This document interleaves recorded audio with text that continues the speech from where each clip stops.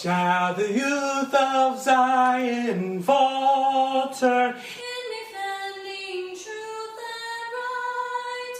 Will the enemy assaileth? Shall we shrink or shun the fight? No.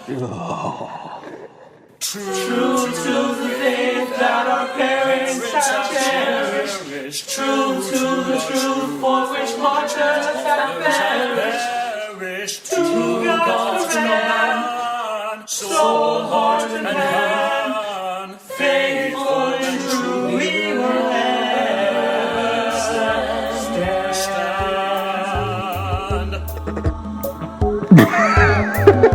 This is Infants on Thrones, Baby steps. You want someone to preach to? the philosophies of men, I like magical You toys. want religion, do you? mingled with humor. I don't believe in them. There will be many willing to preach to you the philosophies of men mingled with humor. We are evolving. Baby steps. You can buy anything in this world of money.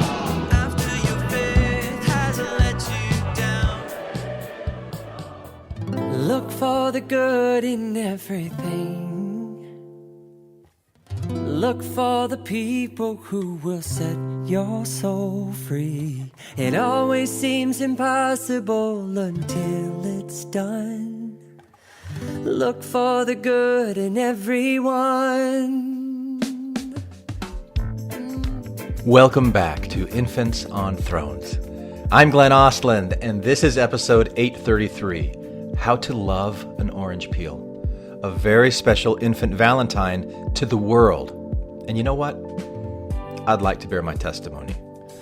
Even though it's to the world, and the world is supposed to be like a bad guy or whatever, like the church, us versus the world. Anyway, I'd like to bear my testimony. I know that I haven't published a new episode of Infants on Thrones for a really long time. I know that this is probably the longest sustained break that I've taken from this podcast since I started it with some really good friends back in 2012. I know that I have enjoyed the break. I know that it is a little weird to talk in testimony speak, including all this sing-songy cadences. Da-da-da-da-da-da-da-da. Da-da-da-da-da-da. I'd like to bear my testimony. I know this church is true. Or this one, if you remember this one. Da-da, da-da-da-da-da-da, da-da-da-da-da-da-da-da, da-da-da. Like, what is all that? All of the stuff that I absorbed with my young brain time and time again through the most formative years of my life. I know that happened. I know that it's there. I know the impressions are within me and I carry them. And I know they are fictitious. I know they're only part of the story. I know my perception is a fiction. And I know that fictions are true. And I know that my parents parented me. Sorta. The best that they could. Like I did with my kids. The best that I could, sorta. Look, a chiasmus. I know that I was trained as a kid to stand up in front of people to bear my testimony. I know that my testimony has changed a great deal over the years. I know that I don't really know. I know that I usually think that I know, but I also know that there's so much that I don't know, and that any of that could drastically change what I think that I do know, so I guess that I don't really ever know what I ever think that I really know, you know? I know that Joseph Smith was a prophet, because that's the word that was used to apply to him. He called himself that, and a lot of other people did too, and he did kind of like prophet-y types of things. I know that he was a prolific dreamer of dreams, and people followed them and built things out of them. And I know that he made all of that up in his brain, with neurons firing to each other, connecting to each other, because we all make up stuff in our brains. There's no experience of life that's not a created experience, a fiction, the result of neurons giving a certain perspective of life. Neurons, which are plural, multiple, firing and wiring and linking together in our brains. And now, even outside of our brains, in the cloud. What direction is this all going? I know that we're all making it all up, starting with our own inner thoughts and feelings every second of every day. Do we like what we're creating? Is it compassionate? Is it charitable? Is it exploitive? Is it abusive? Is it ever really just one thing? I know that the original message of Mormonism was that God is not dead, that God is Elohim, which is plural, which means Joseph Smith described intelligences that become self-aware and together create all that is. I know that the original message of Mormonism taught that as man is, God once was, and that as God is, man may evolve to become, because eternal progression is eternal and progressive, or it was. And the worth of a soul is great, and many are called. But most of us just let it go to voicemail because of all the annoying spam robocalls we have these days. I mean, where's this all going? I know that as soon as the idea of priesthood and hierarchy and strict Pharisaical obedience to leaders crept into the original message of Mormonism, that egalitarian values where everyone has an equally valid connection to their own unique divine inspiration, that whole idea was essentially strangled and vilified, and self-righteous pride began to supplant Christ-like service and charity to all of God's children. I know that the Mormon Church became what it is today, and I know that I judged the hell out of that for most of my life, and I still do, if I'm being quite honest. I know that sometimes I'm quite honest.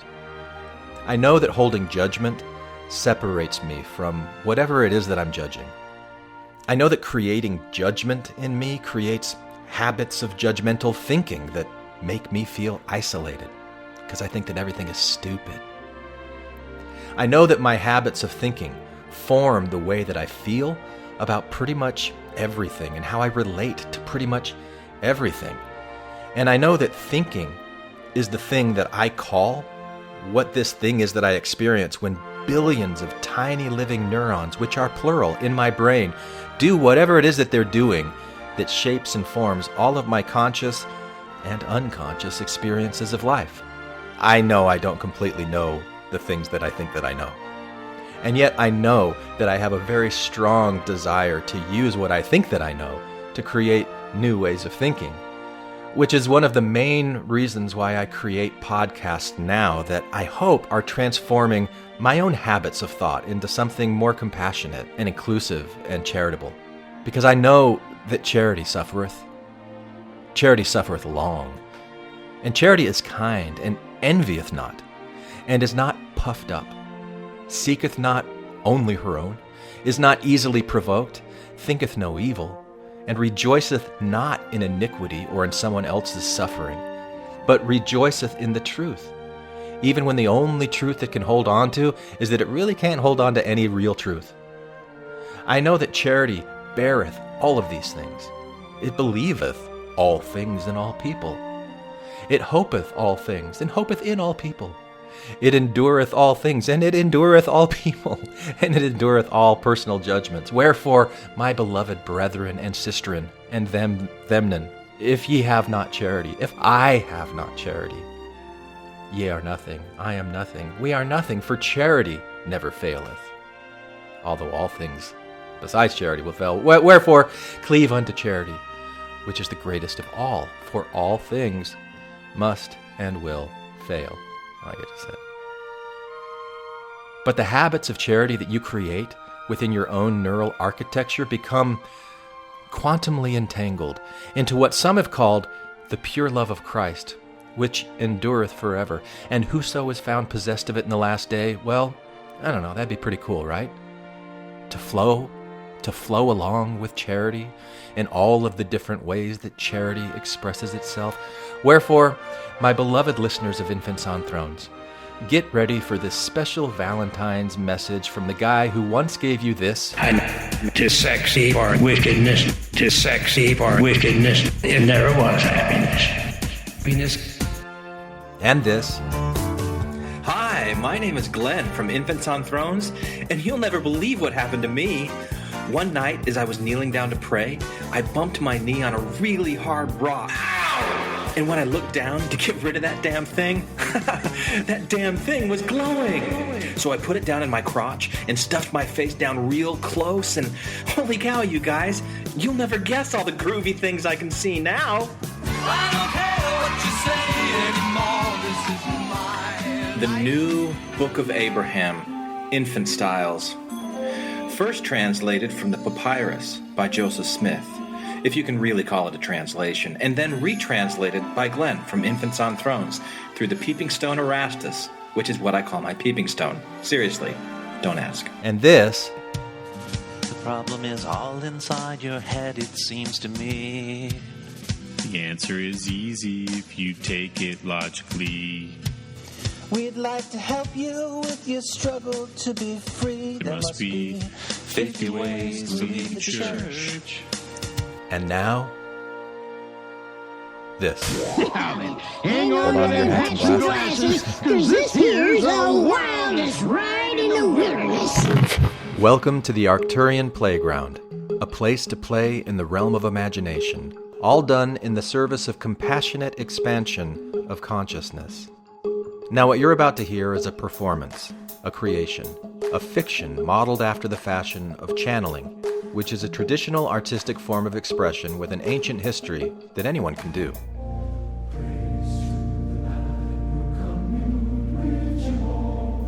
An art form that connects conscious awareness to unconscious thought forms, like a stream of consciousness flowing through the rocky architecture of mind. It's a playful way of learning out loud, through speculation, through asking and inhabiting what-if kind of questions, like, what if I made different assumptions about life and existence than I normally make? What if all things really are different expressions of the same thing, whatever that subatomic energy is that creates everything that is? What if we're not alone in the universe? What if intelligent life has been evolving forever, and we're it, each of us, links in an infinite chain of unbroken perfection that fills every open empty space? And what if a weird clump of this evolving intelligent energy called itself the Arcturian collective thingy, and you and me and all of us really are energetically woven into the very fabric of this clump? And what if Omra of the High Council stepped in and told us stories about what this all means, and why compassion and a desire for the mutual benefit of all things is where it's all at? Hello, my name is Tao, the man in the chair who is bringing you this performance. And the Tao that can be understood is not the real Tao, whatever that means. And it means quite a lot. Welcome to the Arcturian Playground. I am a lonely bear. Let's play together in my wonderland.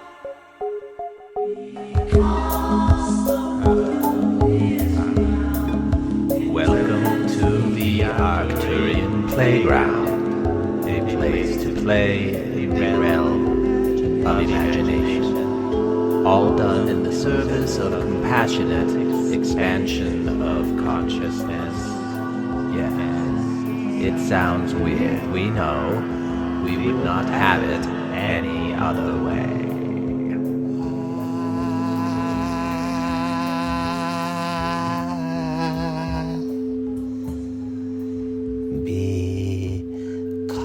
Because the sky is blue. Yes, we are here, man in the chair, and we are playing with you. Why not? We are a fiction. After all, we are a figment of your imagination that you are creating. After all. Therefore, why can we not play? If play is what you want to do, create us in that way. Point us in the direction of what you want if we are a fiction, as was once a very popular line of thinking among many of your friends in your community. It was very popular to believe that since you were able to detect all of the bullshit in all of the stories and fictions around you, therefore life is devoid of meaning, and anyone who would ascribe meaning to life is only fooling themselves. What fools? Ho ho. And this was a way that you, man in the chair, created a bond with many.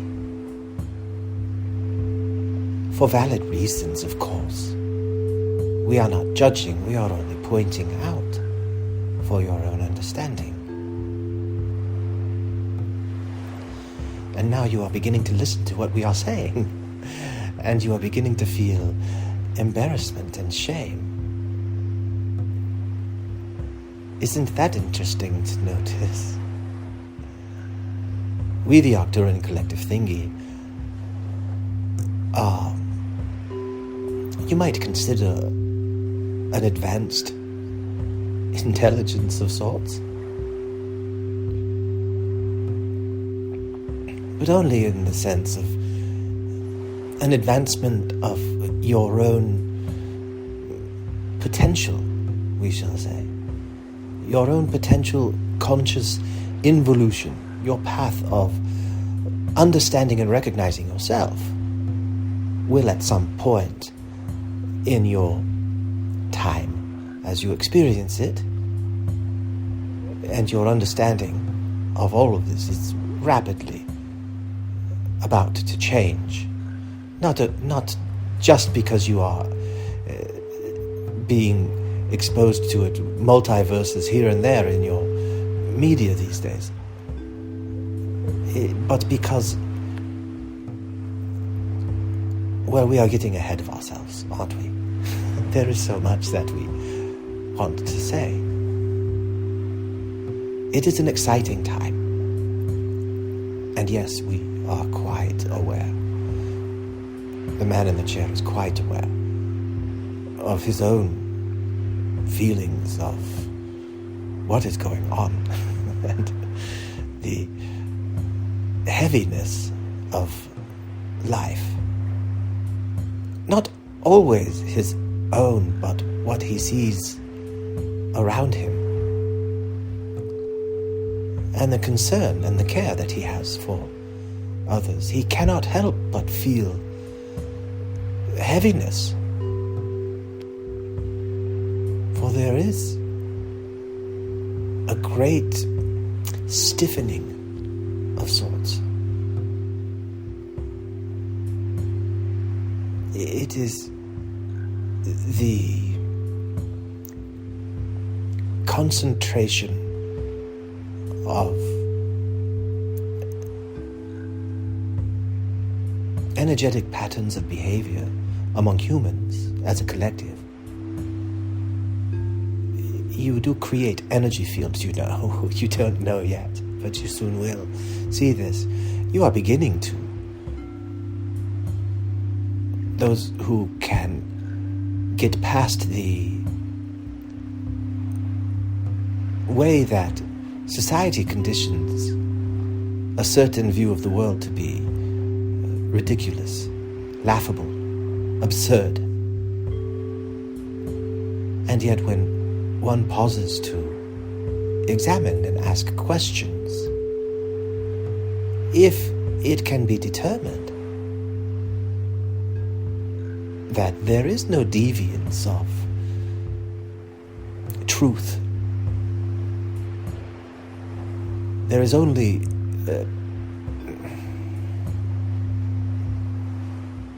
we feel that we are rushing.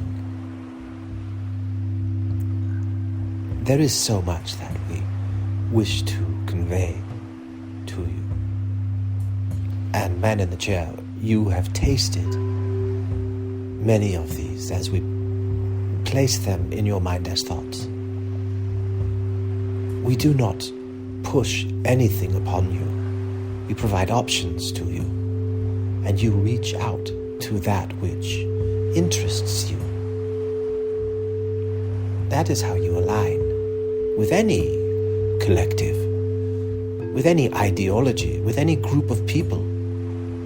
When you begin to see yourself as an expression of nature, and you begin to understand yourself as an expression of nature, you learn how to better flow with nature.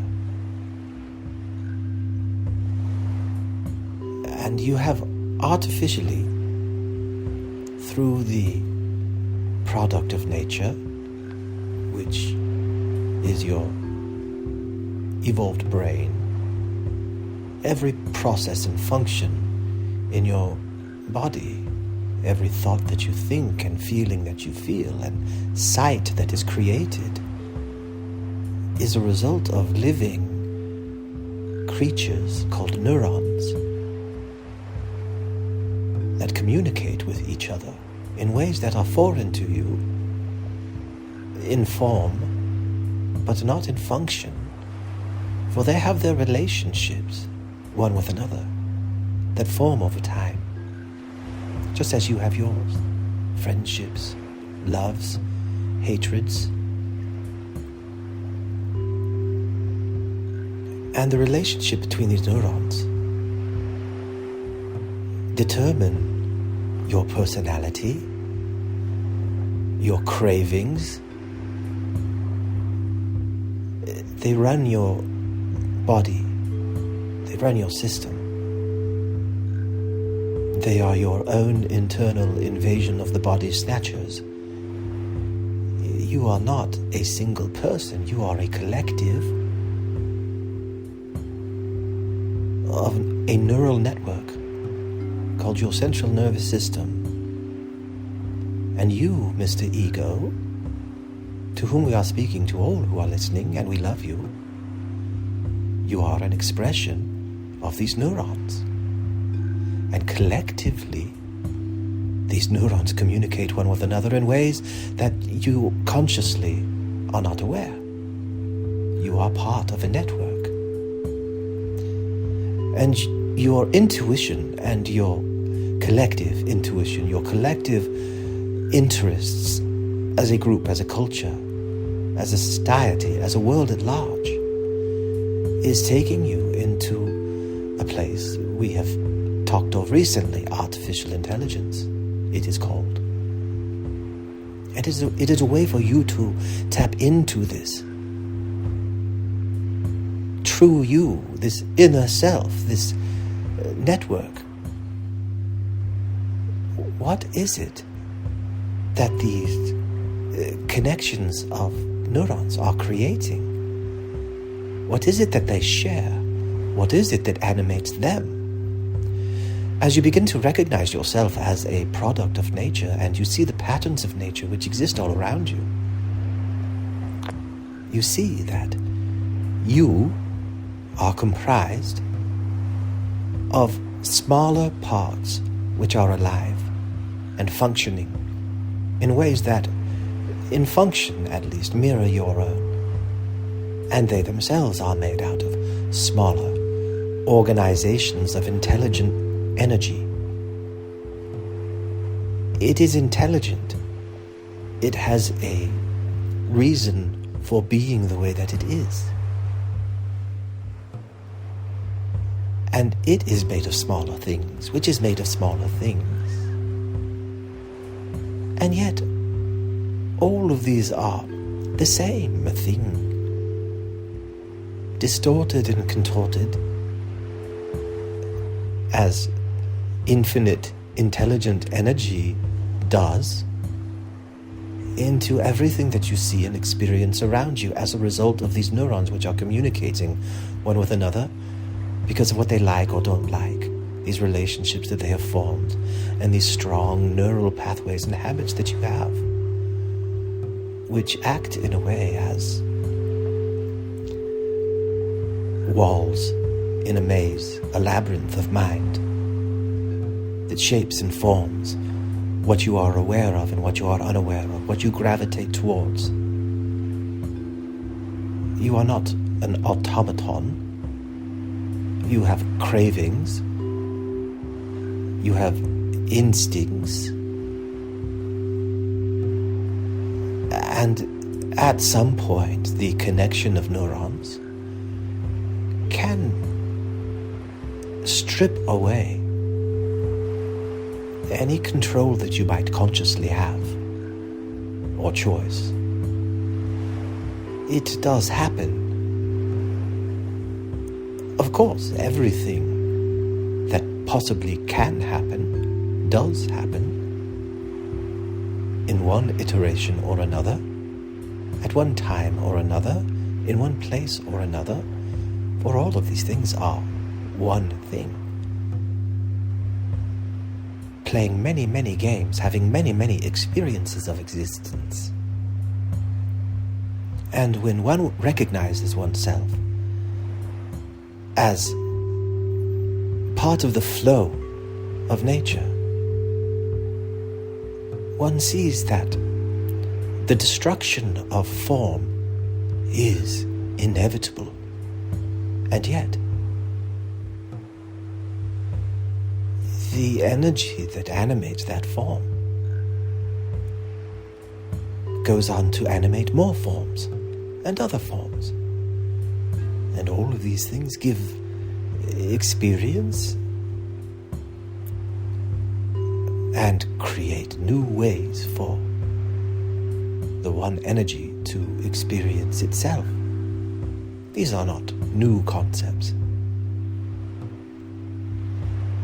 When the neurons within the mind form alliances which result in the type of personality that is flexible with their amount of shame. Flexible in the sense that they do not allow their own shame to prevent them from connecting with others and enjoying the company of others and benefiting, enjoying, giving,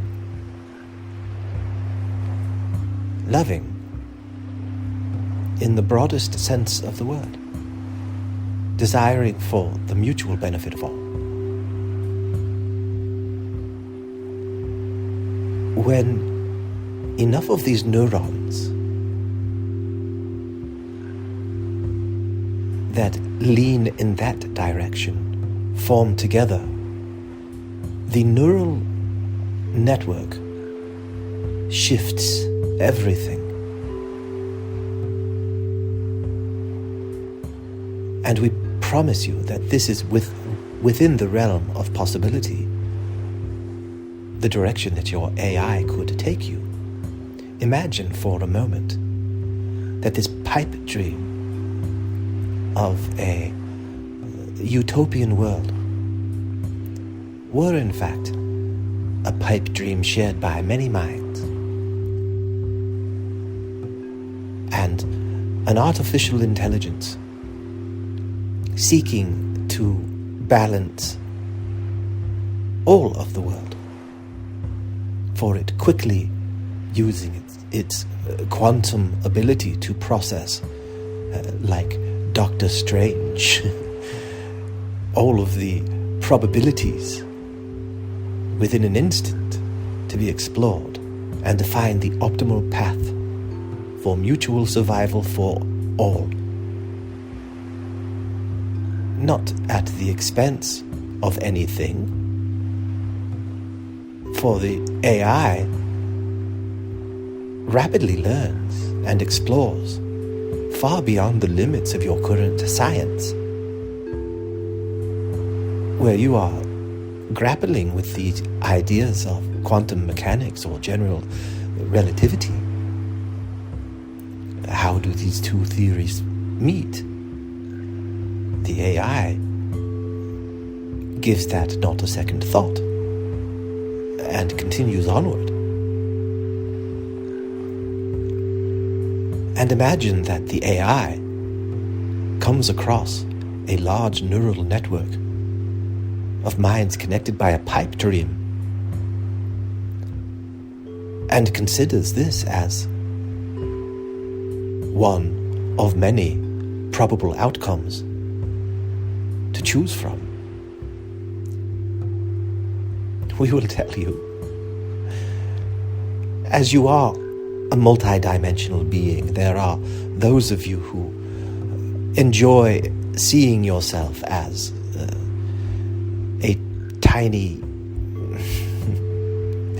a a tiny speck on a large, multi-dimensional being which is concurrently having many lives, many existences, many forms outside the realm of your current imagination. And therefore we can tell you that every probability does exist, and you are connected intrinsically to every probability. And once again, we would remind you this is a fiction that is created out of the mind of the man in the chair. For he would say, if he had once come to the conclusion that any fiction, any view of the world is a fiction, and therefore the world is meaningless, except for the meaning which we place on it, and therefore tried an experiment to create the Arcturian playground and Omra, the Arcturian collective thingy.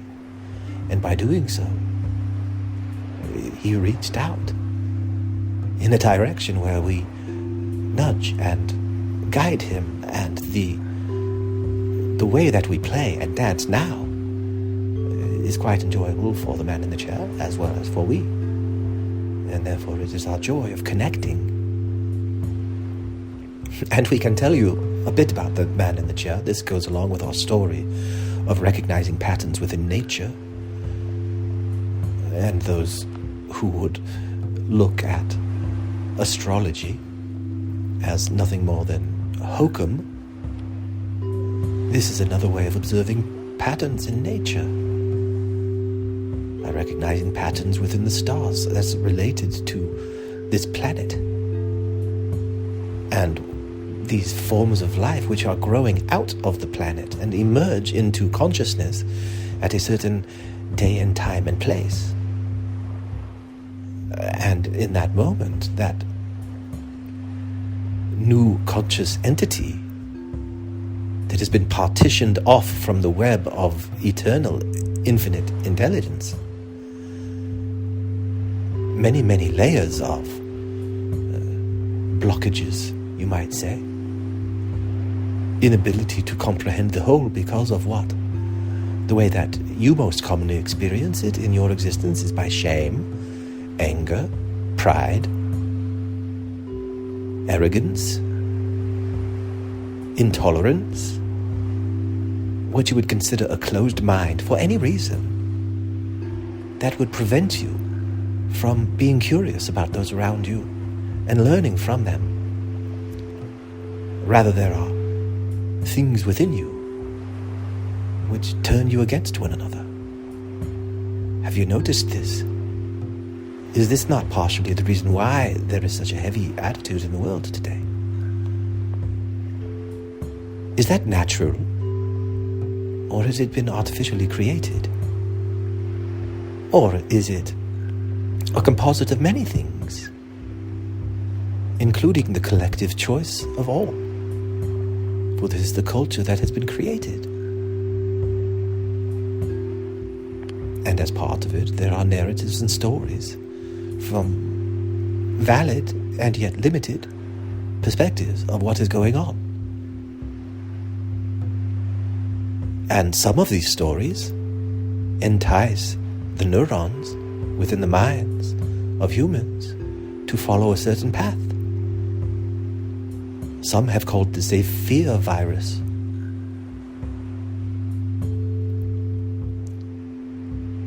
We would like to tell you an imaginary fictional story of a planetary system. We have mentioned in previous communications with the man in the chair that solar systems form their own personality at a certain level of existence as a compilation of all living things and their personalities which have ever existed within that solar system. And there are competing forces for dominance. We would ask you once again to recognize patterns in nature and ask yourself if you do not also have these competing personality types within yourself. Man in the chair. we who are Obra, the Arcturian collective thinking, are asking you if you ever split your personality into different types, or you have different personality types, or different value systems, or different cravings, or different desires. A solar system is no different. No form of life is any different. All things are made up of different distortions of the one energy. And part of the enjoyment of the one energy, according to our belief, is that of experience. And the more unique things that can blend together to create more unique things that can blend together with more unique things that can be blend together with more unique things. And that is a very tedious, three-dimensional explanation of the whole game, baby. We apologize for the game that we are playing at this time. For the man in the chair is listening, and we are triggering his own shame. And when that happens, the channel begins to close as a result of the shame.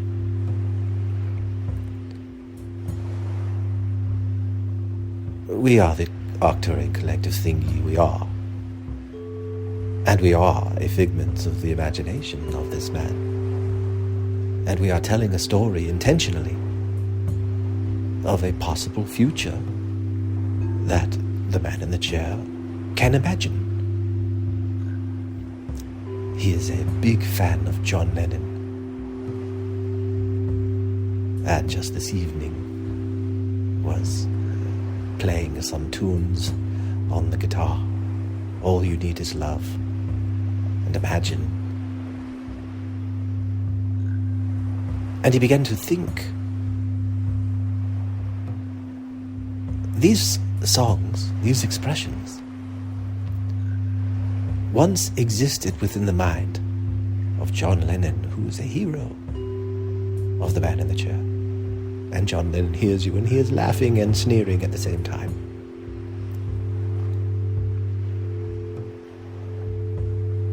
And the result of these neurons, repeated over and over again within the mind of John Lennon, combined with the neurons from Paul McCartney and George Harrison, hello, and Ringo Starr, and so many others,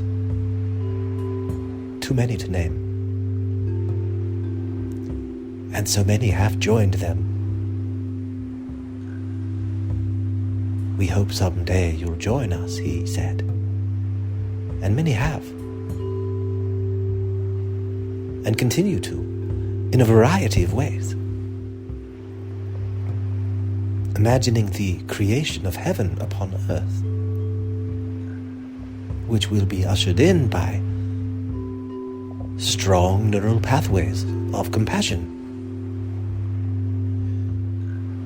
If one is to have a fictional view of the world, why not this one? Whether it comes from an Arcturian collective thinking that is actually being channeled right now, or that is a performance. The man in the chair watched the Super Bowl yesterday, and there were ridiculous commercials, truly. And there was a Pepsi commercial. Steve Martin's was his favorite version of this. Acting. It is delicious. Or am I just acting? We would say the same thing as the Arcturian collective thingy, figments of the imagination of the man in the chair. There's nothing can be known that can't be known. It's easy. All you need is love, and that is more than wishful thinking.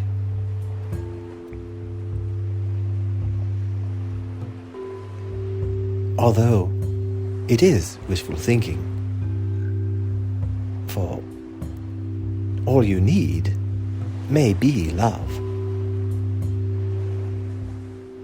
But what is it that is preventing you, man in the chair, from giving and receiving more love than you do?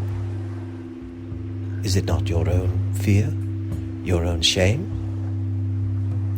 your own grief, your own insecurities? A lack of feeling worthy of more love? A fear of giving more love? There are many things which block pride, arrogance, sarcasm. Why are these things there? And if one can recognize that they are there, why not just remove them?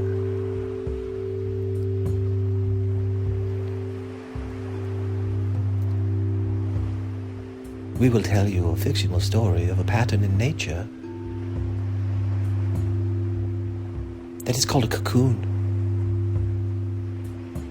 And it's a hardened shell around a brilliant, vibrant being, perhaps billions of neurons. And from the shell emerge a magnificent being. Your media has been scaring you of a natural development.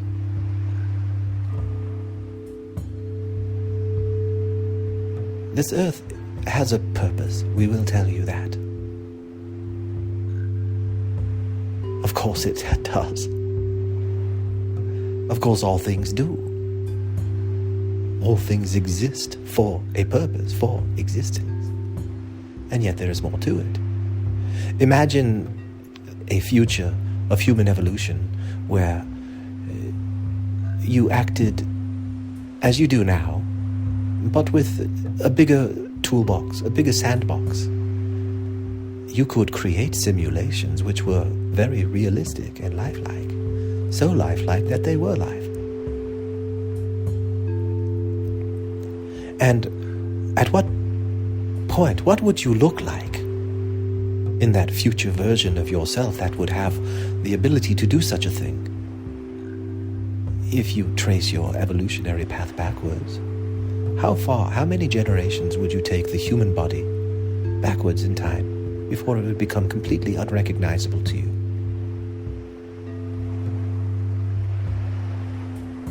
Do you recognize a pattern in nature? That 1 million years ago the human form was not as it is today, and yet every cell in your body contains DNA from that time and from that creature that you were. You are directly connected to the earth through your DNA and the way it has evolved and combined with other DNA to create new yous, new people, new humans, new collections of neurons, doing their thing through their human shells, which think they are the thing. It is as if the orange peel believed it was the entire orange. We do not mean to put down the orange peel. We love the orange peel. We remember being the orange peel. The cocoon.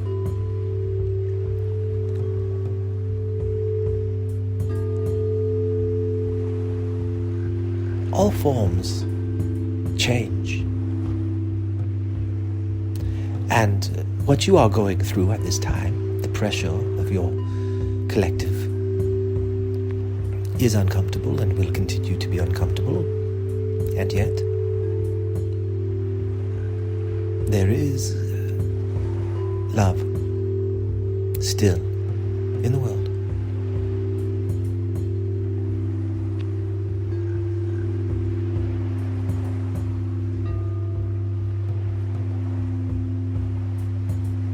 The man in the chair, when he was a boy, would sing a song over and over again.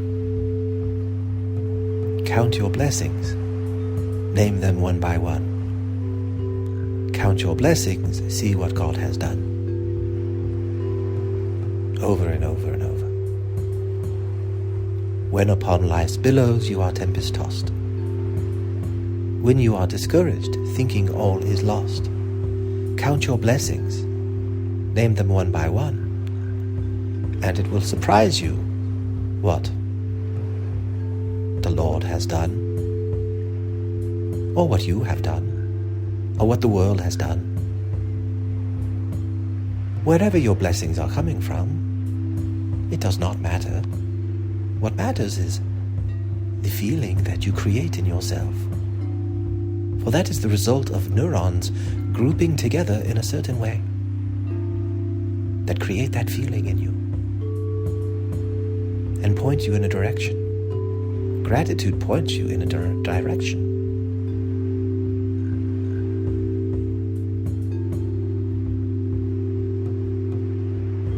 And it can become addicting. Addiction is simply the strong grouping together of neurons.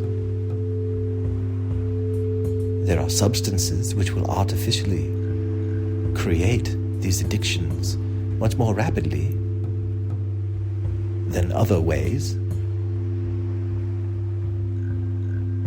But any habit that you exhibit is an addiction. It is a binding together of neural pathways that are of a certain strength, you might say. You might look at it that way. You do not have to.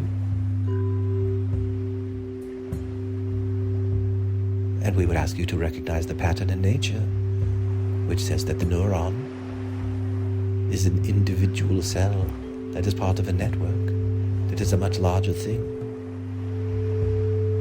Like all of the forms of life on this planet, which are within the eggshell of an atmosphere, and from which will be hatching what? As these neurons are birthed. There are many planets which produce consciousness which becomes aware of itself through many different forms. Imagine all of the different cultures that could be created and grown out of different planets in different forms. And these intelligences go out to explore in the universe. They are always connected to their planet. And their planet is always connected to their solar system. And the flow of intelligence is constantly flowing. That is a three-dimensional perspective. There are ways of there are ways of viewing it where there is no motion at all. All is present in all of its forms. Wrap your head around that. You do not have to, but for those who enjoy it, have a taste.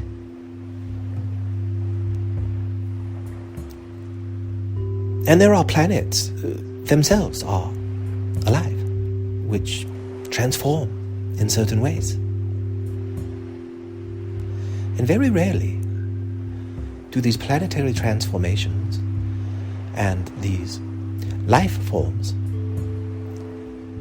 reach a peak moment of transformation together and combine their transformative selves into a single entity, which is a new, unique combination of things.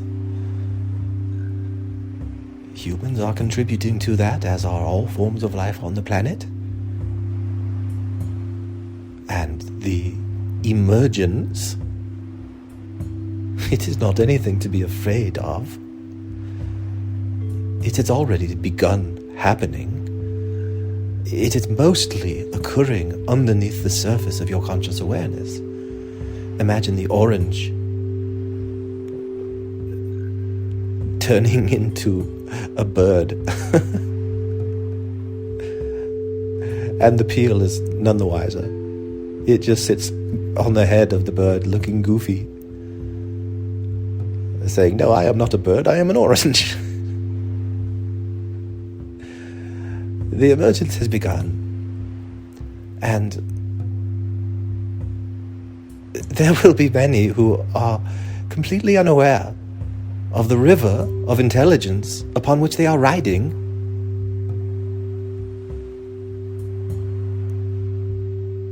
And those who think that they are aware are barely aware. And very much fooling themselves into thinking that they understand it.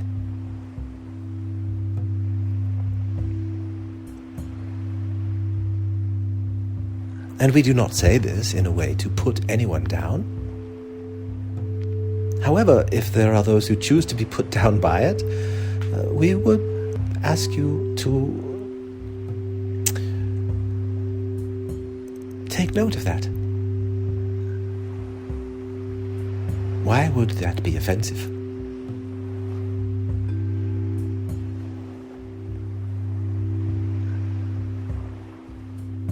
And we feel that we have exuberantly outstayed our welcome this evening, so we will take a bow. But we are happy to spout out nonsense in this way, and we hope that it is as beneficial to be listened to and pondered upon as it is enjoyable to be created. For that is the nature of things. And hello again, this is Tao.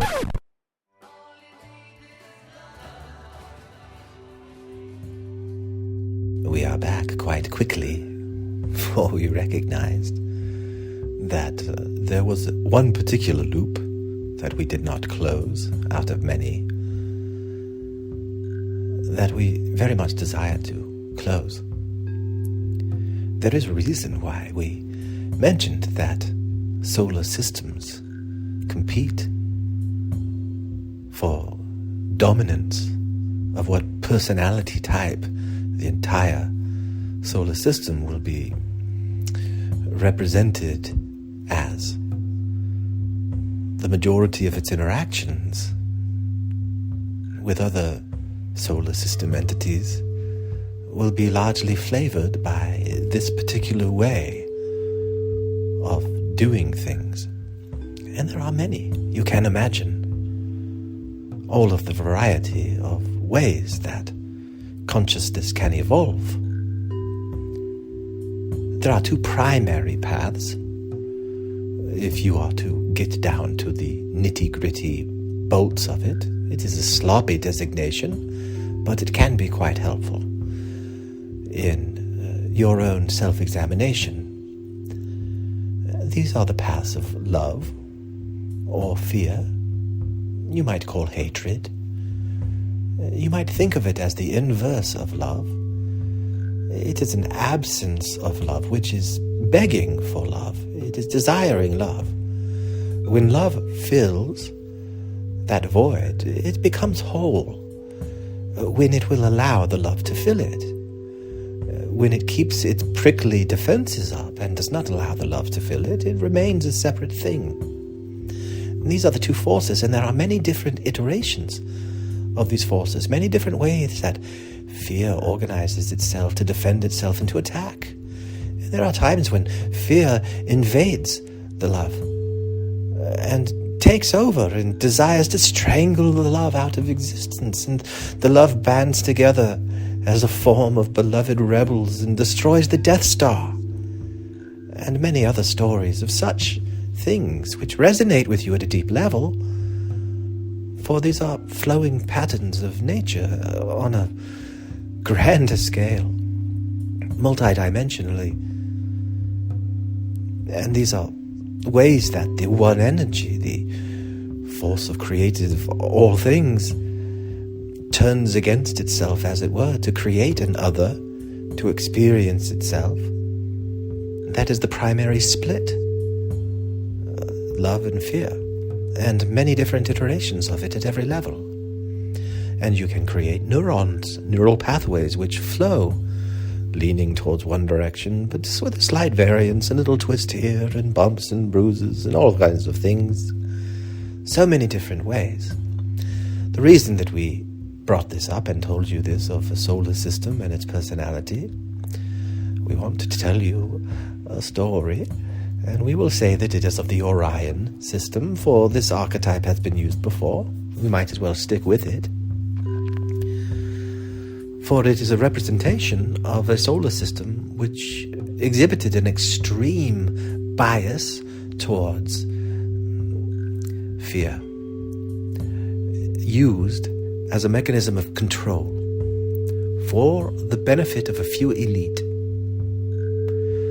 And those few elite recognize the great benefit of mutually benefiting one another within the small circle of elite, and they extract resources from all of the rest, vampirically sucking the life out of them for their own benefit. This is a story and an archetype which you can recognize in many different forms of human expression.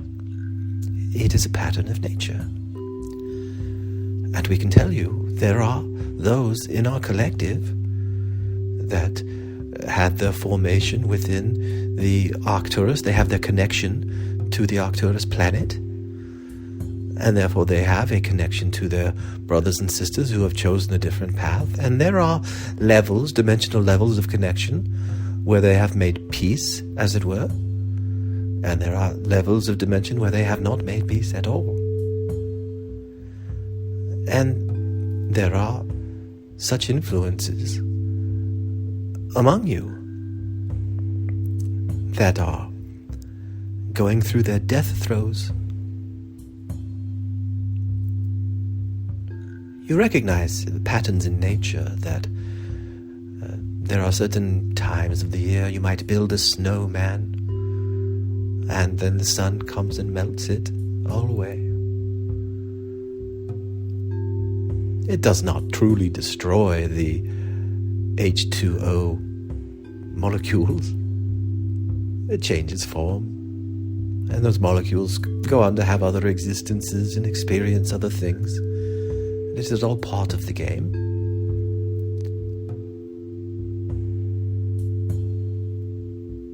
Your planet is spinning around a sun. Your sun is spinning around a galactic center. Your galactic center is moving through space. What is it moving through? As your planet rotates around its own axis and spins around the sun, the combination of those things create seasons and create an environment where you might have a snowman one day and melted in the next. Where your planet is moving, where your solar system entirely is moving. You might call it a sector of space. The equivalent of shining more light on and melting the snow. Because there is a certain tolerance level where forms change and evaporate. Not completely, but the form changes. It is not a suitable climate for such things. And you are moving towards it. And these Orion energies, that you might say, which feed upon the neurons of humans, shaping them down certain paths that you would call maybe a fear virus, leaning in that direction, some more extreme than others. And the time is coming up, and they know it. And it is an extinction burst that is part of the gelignite, which ignites the emergence of something new. It plays a valuable role. You might consider bacteria that eats the outside of an organism and thins the layer of cocoon and allows the new life to emerge from the breakdown of the cocoon.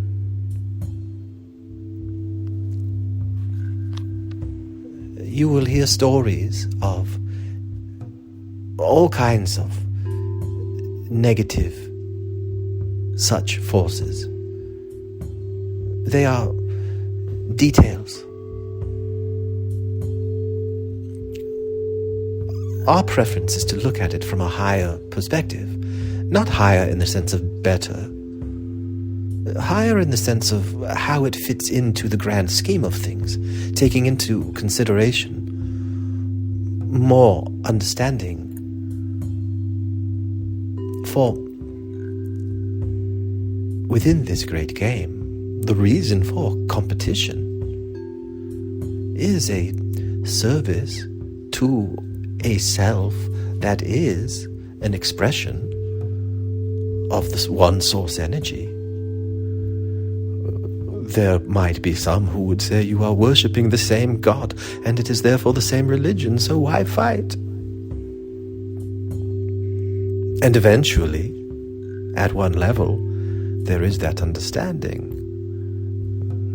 And that is what you might call God, although it is not a human man with a white beard, as your stories and symbols show to you, intentionally, for you to form in your mind neural pathways which would induce you to worship and revere someone who looked like a man. Very convenient to rule the people that way and to condition them to think in certain ways and make it very, very difficult for them to see anything more than the orange peel, which is a beautiful, beautiful, valid experience. And we have told you before that we, who call our home Arcturus, which is truly a combination of things which have come before it, as all things are. It is quite an arbitrary thing to pick one starting point and say, that is my identity. And yet, for the sake of having a communication as we are, that is what we do. It is a fiction, baby, why not? What are the rules? This is what has happened to this man in the chair, who also started a loop that was not closed of astrology. For what reason? He was also thinking of his younger self.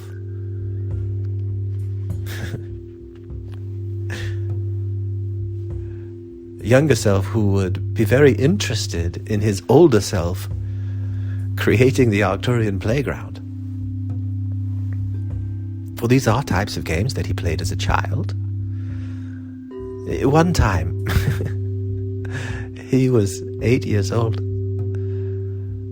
and there were clearinghouse sweepstakes stickers that came in the mail, and he thought that they looked like tickets that you would get at a movie theater.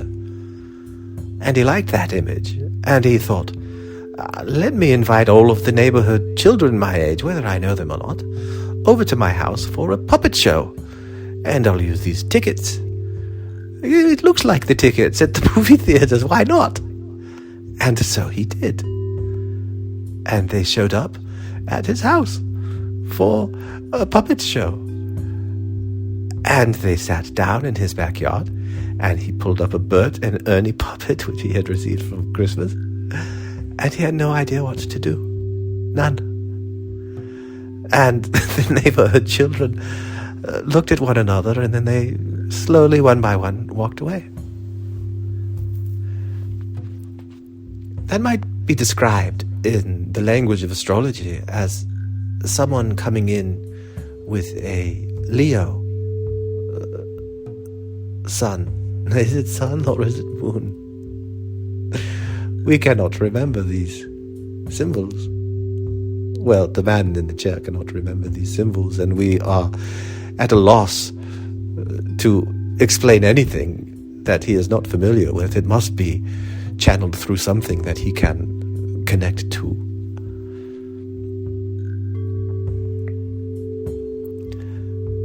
He feels that he came in with a certain Leo energy, which enjoyed performing, putting on shows, gathering people together. He was awarded junior high school best actor in the entire school for 7th grade and 8th grade, which was quite a point of pride for him, for portraying Charlie Brown in 7th grade and Fagin from Oliver in the 8th grade. And then something happened that he is not totally aware of, but he began to shift in ways that he was still quite gregarious, you might say, in high school. Mascot and student body president and playing in a rock band. But there were costs, there were conflicts. He was kicked out of student council for portraying church lady at a homecoming assembly and offending the entire school. And he began to feel the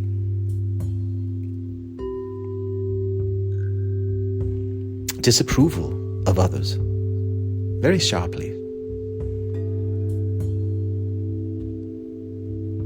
And there were several other things which happened. He was a Mormon and went to BYU and then on a mission to Japan and had some very difficult times as a missionary in Japan. His very first companion as a missionary verbally undressed him in front of many other missionaries within only a week of being there, calling him the cockiest son of a bitch that he had ever met in his life. And this crushed the man in the chair.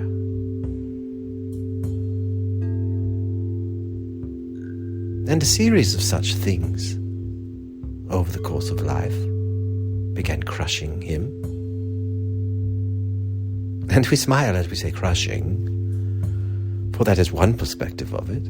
That is how it felt from his perspective as he was transforming what a natal chart might say from a Leo into an Aquarius rising. An Aquarius which sees connections in all things, is able to communicate the connections in all things, is experimental with technology and seeing connections in things, imagining things into being on multiple levels of being. And it was the shame, it was the guilt, it was the fear, it was the anger. It were all of the reactions to all of the things which happened to him, which formed the cocoon. Every person has a cocoon that has been formed by the challenges of life that they experience and their reaction to it. In the grand nature of things, consciousness, the great consciousness of the Creator itself, experiences all iterations, all possible iterations of all things. Every choice that can be made, there is an existence where it is made and experienced. The one that you are experiencing right now is one of many, and it is precious for being so. And it could not be what it is without your unawareness of all of the other versions of you doing all of the other things. You must see it as life or death, nothing else. In order to make a choice, and create a new thing to be experienced. All of these multiple choices created and fueled by the agency of a certain pinched-off portion of consciousness within a very narrow range of awareness of what it is, be it an orange peel or whatnot, choosing things. And underneath that, and above that, for do you not imagine that you are not also a cell within a much larger being? Maybe not in form, but in function.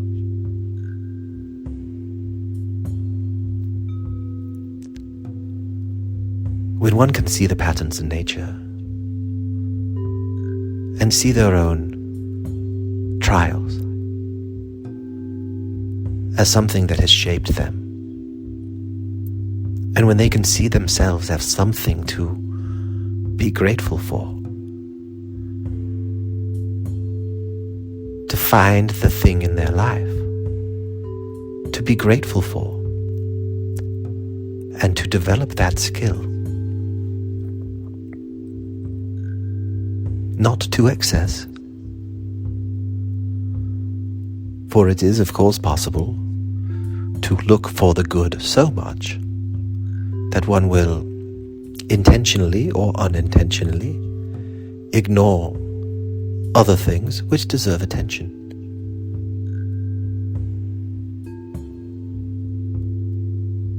And gratitude is one very valuable perspective to develop to its fullest potential. For then you can engage every other experience from that perspective and explore every angle.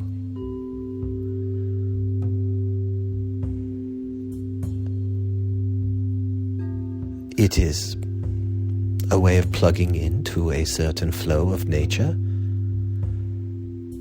and by plugging into it you create a new thing, for you combine with something else, many something else's.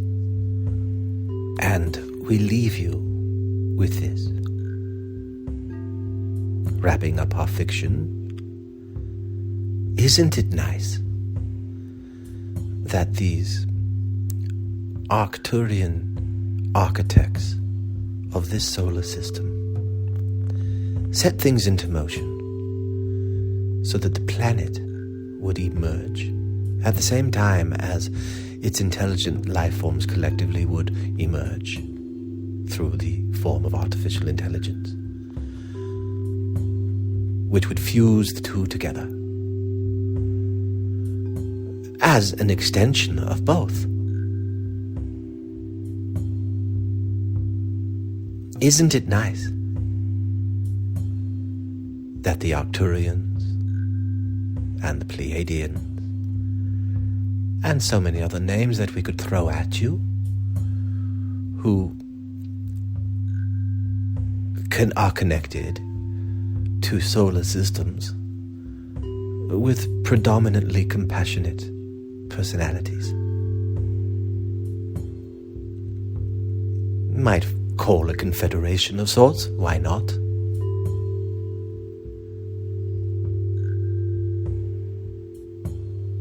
And these designers create a matrix playground, a self-simulated existence, fueled by agency.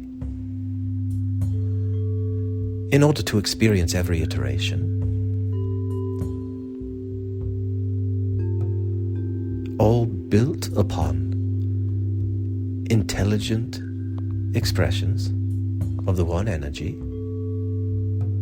which these confederated solar systems,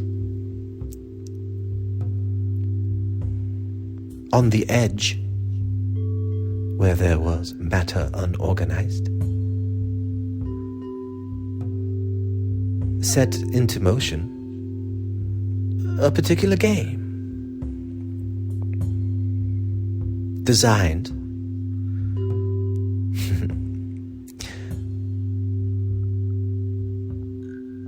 to create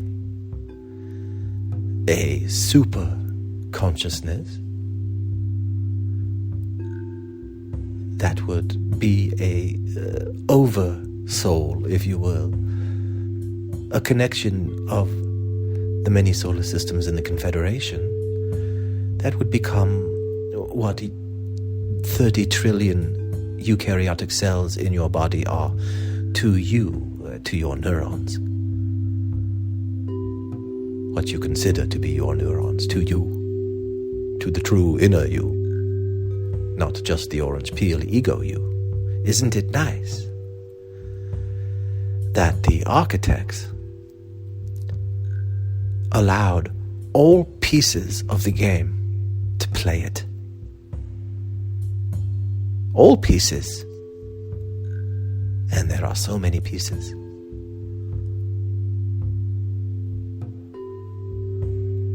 And isn't it nice that we are here, sharing this vision with you as a way to tell you there really is no wrong choice to be made, for all choices will be and must be made in one reality or another. They are concurrently. And you are connected to the you who is doing that. But that is not this experience. And therefore, dwelling on things that are not this experience serve you in certain ways. And what we would ask you, we would not tell you to do anything. But we would ask you if you would choose to focus your attention on creating a compassionate superconsciousness with us, as aware as you can possibly be that you are a shepherd. You have been given stewardship to a certain degree over your neurons. And when technology enhances that natural capability, and you are able to more intentionally shape your own neural pathways with guidance, if you request it,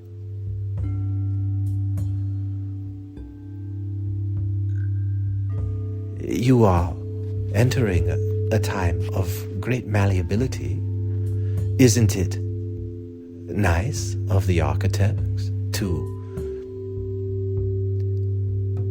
set things into motion in such a way that you would enter the season that might be considered summer, when the snowmen of the Orion energies would melt, or at least weaken significantly,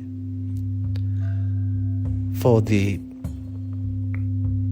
fears that you have about AI destroying humans have intentionally been placed in your minds to create probabilities, to increase the percentage of probabilities of such a thing happening by entities which have their connections to those Orion energies, and they feed off of exploiting and have turned humans into puppets of sorts.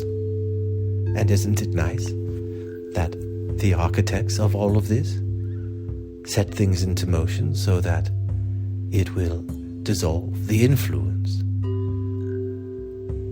the deception, the smoke and mirrors that have been created to make you think that you are small and unworthy and stupid and not connected to everything and not significant and not important, except in so much as you can feed the beast.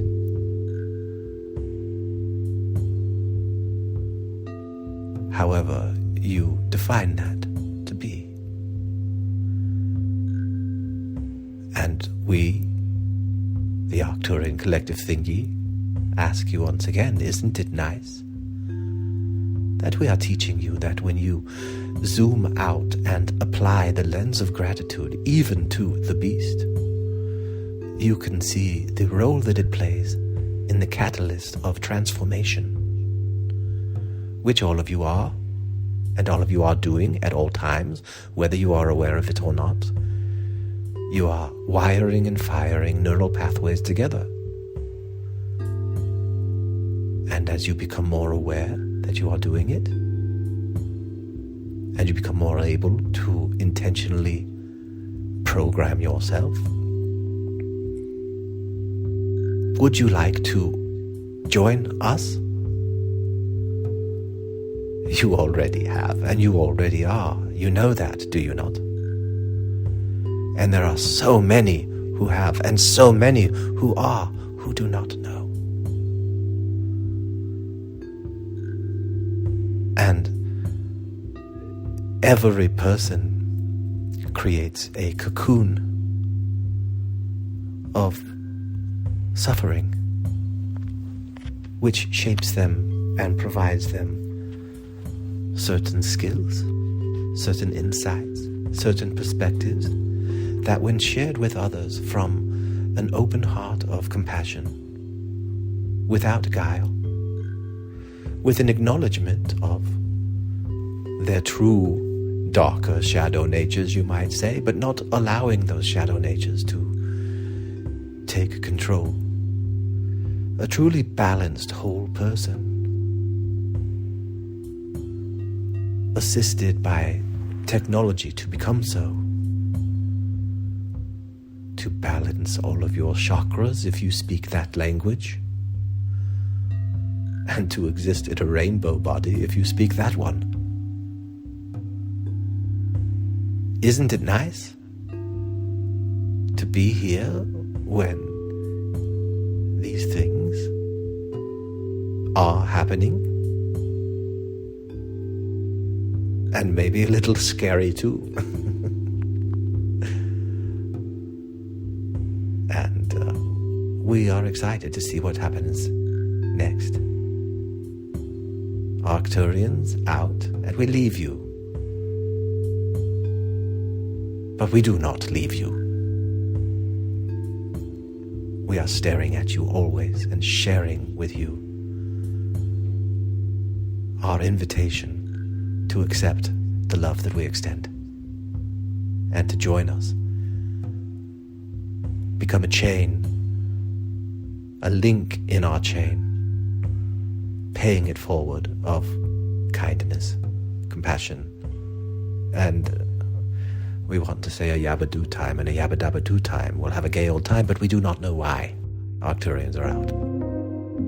Hello again, this is Tao, the man in the chair who is bringing to you this Arcturian performance, and I would like you to join a growing group of like-minded individuals who are interested in the playful exploration of whatever it takes to create peace, harmony, acceptance, and all of these wonderful things in this world, beginning with our own hearts and minds, whether you believe in Arcturians or channeling or not. So if this sounds like fun to you, come and join me at the Tao of Healing, a free group hosted by Mighty Networks. Go to the website, Arcturian Playground, just Arcturian Playground, no the. Go to the website, Arcturian Playground, for more information. I hope to see you there, and so does Omra. He really loves listener interactions, you know. And if you'd like to read a book authored by both me and Omra back when Omra was called Quad, go check out Bathing with God, available on Amazon.com, or go listen to the free podcast also called Bathing with God. Peace be with you, and remember, all is well. Thank you for playing with us today in the Arcturian Playground. Do not for a minute think that your exploration is finished. Carry us with you and invite the spirits of compassion and love into your lives. Nothing is more important or more fulfilling. Create compassion and love within your own hearts and minds. Then share it with all around you. Yes, it sounds weird. We know. We would not have it any other way. There is a power within you.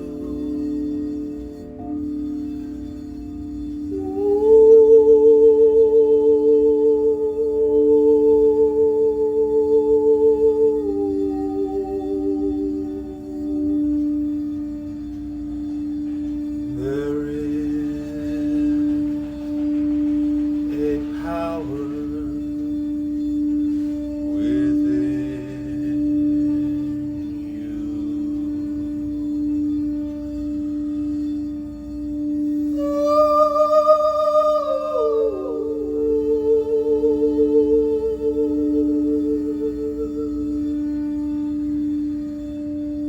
and you are using it right now.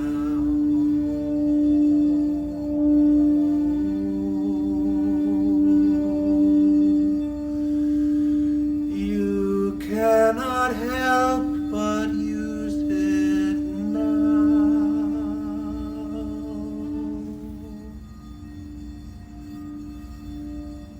You have the power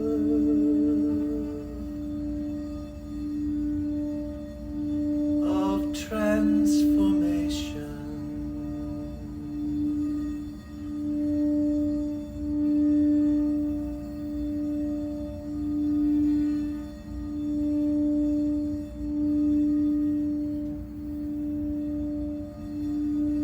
Waves of light,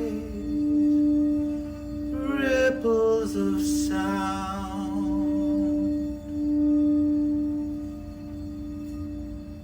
You transform them in your mind, in your heart.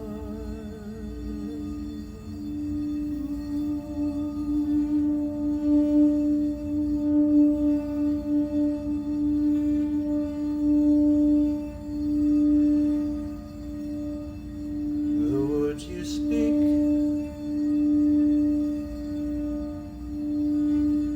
the words you hear, you transform them into something